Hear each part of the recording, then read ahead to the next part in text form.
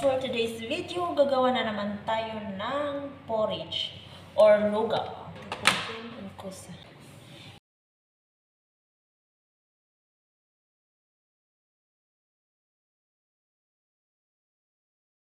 For today's video, gagawa na naman tayo ng porridge or lugaw. I mean, soup for baby. Okay.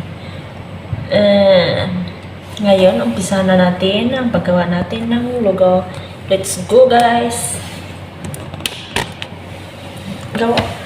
Ang ipiprepare ko ngayon for today's, guys, I want pumpkin again. But, hindi to everyday pumpkin, ha? Hindi everyday pumpkin. Minsan gagawa ko ng kusa or cauliflower or yung chicken, basta mga vegetables, guys, for baby, or meat, sometimes meat. Ayan,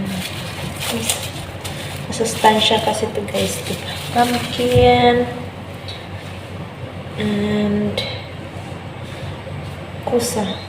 Pumpkin and kusa. Little pumpkin and kusa.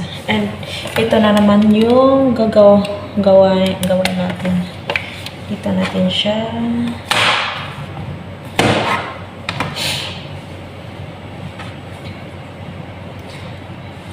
Huwag na natin balatan ito, guys. Okay. Or balatan natin. Ano kasi ito? Nawala yung filler ko. Ewan ko kung nasa na yung filler ko. Kaya ayun, tiis-tiis na lang. Pwede naman to hindi balatan, guys. Pero ayokong may balat. Kasi ano to siya. Hindi masyadong mapinong. Tapos ang gagawin natin ngayon, guys, hindi masyadong pinong na pagka-blend.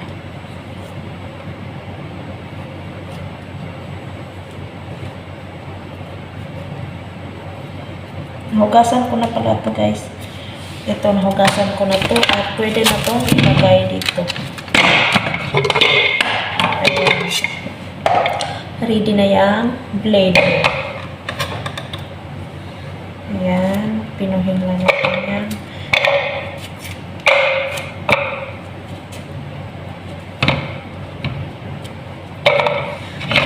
Ito naman kalabasa or pumpkin.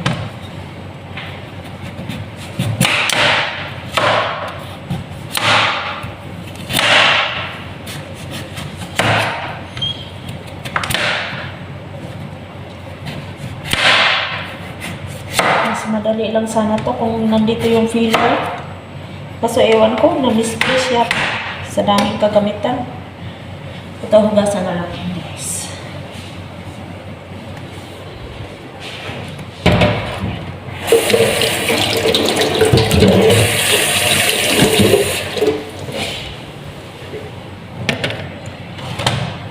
Tiwain natin ang pinapin.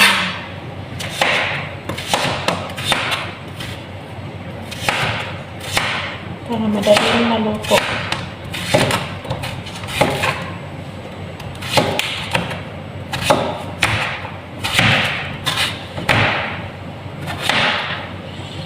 Ayan, pwede na natin ilagay dito.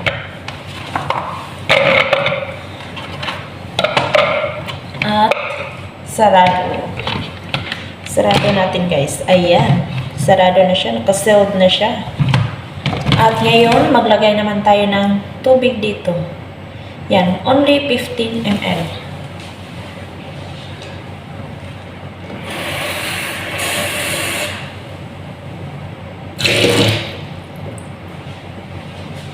Ayan. Yung tubig natin, guys, hindi natin ilalagay dito, kundi dito siya diretso. Ayan. Ayan siya. 15 ml na to siya.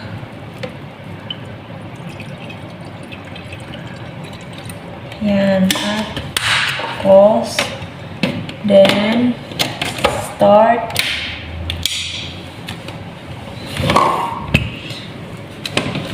Yung pagkalagay natin guys is, di ba dapat siya ganito? Dapat siya itaob. Yan, nakataob na siya para dito. Yung steam kasi niyan dito. Yan. Yan. Ito na yan. At dito lang siya. Diretso na yan siya. 15 minutes kasi 15 ml yung water niya. Kaya 15 minutes din. Ayun. Kapag luto na siya guys, magano na yan siya. Magano na. O, ganun, di ba? Ayan, luto na yan. Tapos ito automatic na to. Wala yung lights. Ayan guys, yung gawa natin at itutuloy natin to later.